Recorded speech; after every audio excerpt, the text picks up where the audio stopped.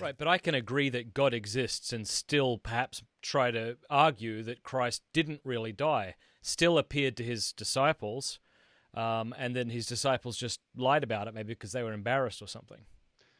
All right, so let's consider that. We've got testimonies from Luke, Tertullian, John, Dionysius of Corinth, Origen, Polycarp, Ignatius, and Clement of Rome, just a few here. There are some more, but there's just a few that show that these disciples were willing to suffer continuously, and they were willing to die for their gospel proclamation. Now, certainly you could, you say, wait a minute, you've got Muslim jihadists who are willing to die for their cause, willing to commit suicide. That's true. And why do they do that? Because they really believe Islam is true.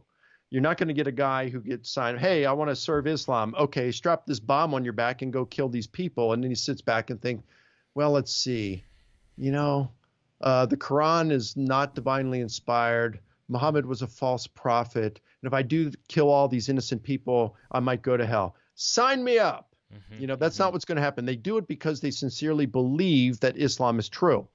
And likewise, the disciples sincerely believed that Jesus had been raised from the dead. This is evidenced through their continuous commitment to endure persecution and even willing to go to their deaths. Liars make poor martyrs, right? Right. And although I think we've all heard that the apostles, save John, were martyred, we know that through tradition, but isn't it true that we don't really have good evidence for that except for perhaps Peter and Paul? I'd say Peter, Paul, James, the half-brother of Jesus. Those are the ones that I think are we can have a lot of confidence that they were actually martyred. But these other sources even tell us that these disciples were willing to suffer continuously. Right. And you're saying that's enough. It is, because let's say we're together in a restaurant and someone comes up to us and say, hey, you guys are in Christian ministry, you're Christian apologists, you defend the truth of Christianity, you got to die unless you'll deny Christ. And they say, okay, Matt, let's start with you. What do you think? Are you willing to deny Christ? And you say, Jesus is Lord. And so they shoot you. And then they look at me and they say, all right, Licona, are you willing to deny Christ? And just then, hey man, we're in Georgia, concealed carry. Someone stands up and shoots that guy.